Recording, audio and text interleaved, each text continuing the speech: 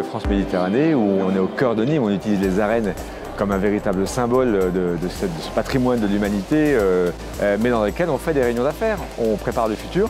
On est aujourd'hui 200 à travailler ensemble. Ce sont des rencontres professionnelles destinées à favoriser la programmation de la destination pour les groupes, mais aussi pour les individuels de la part de tous les tours opérateurs qui sont présents. Venir ici au cœur de l'Occitanie, au cœur de Nîmes, notre capacité à être originaux, et à faire du moderne, à faire de l'étonnement, à faire une manifestation professionnelle dans un cadre chargé d'histoire, de patrimoine.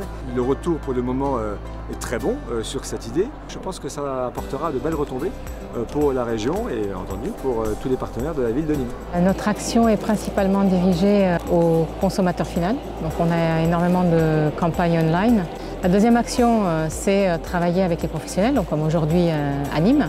Essayer d'avoir en ligne ou sur des catalogues des produits adéquats, des produits modernes et qui soient diversifiés. Les nouveaux équipements ou les rénovations de villes comme ici, comme le musée de la Romanité, des choses nouvelles qui ne sont absolument pas connues et dont il faut absolument faire du travail pour faire la promotion. La presse et les blogueurs, notre travail c'est de les faire voyager et de les orienter sur effectivement les lieux en France qui ont fait énormément d'efforts dans l'hôtellerie, dans les équipements, dans les activités, dans la mise en valeur de la ville, d'orienter évidemment ces journalistes à faire des articles sur ce thématique ou des blogueurs à parler des nouvelles activités en France. Les pays du pourtour méditerranéen, l'Italie, l'Espagne, Portugal, Amazone, donc l'Égypte, le Liban, la Turquie, les Émirats arabes unis, l'enjeu c'est de faire découvrir des marchés nouveaux pour ces clientèles-là.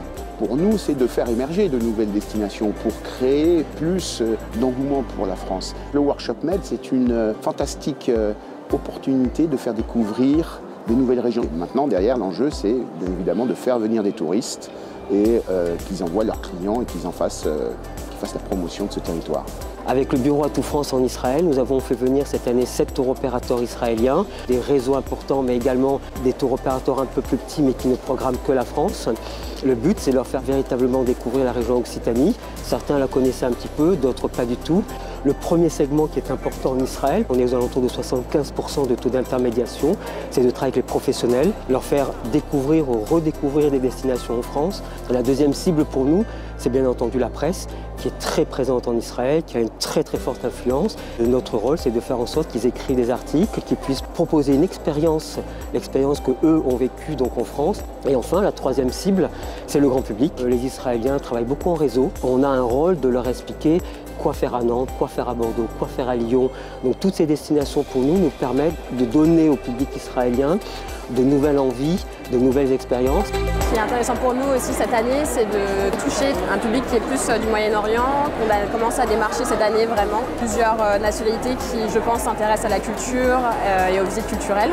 On a eu des bons contacts, pas mal de personnes qu'on n'avait jamais rencontrées.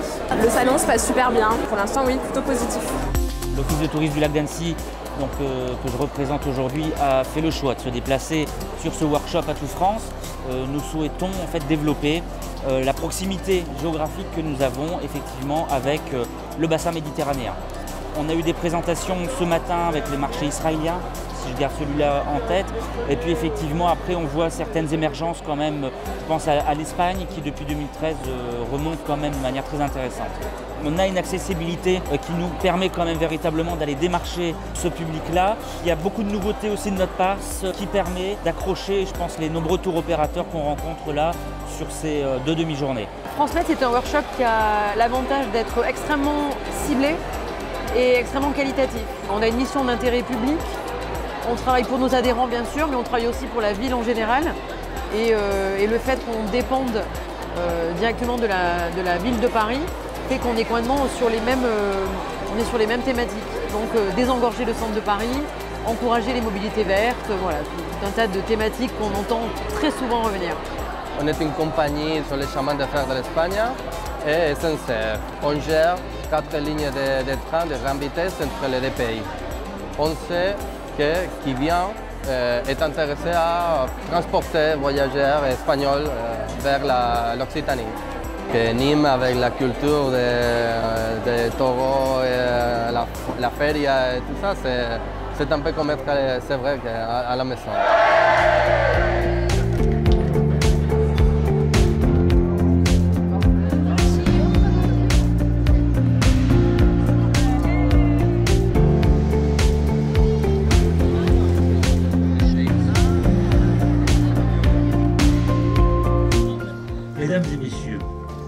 Permettez-moi d'être très heureux de vous recevoir ici avec un très beau ciel, vous avez vu. Permettez-moi dans un premier temps de vous souhaiter la bienvenue au sein de notre ville, accueillir à Nîmes cette 7e édition du Workshop France Méditerranée est une superbe opportunité pour notre cité.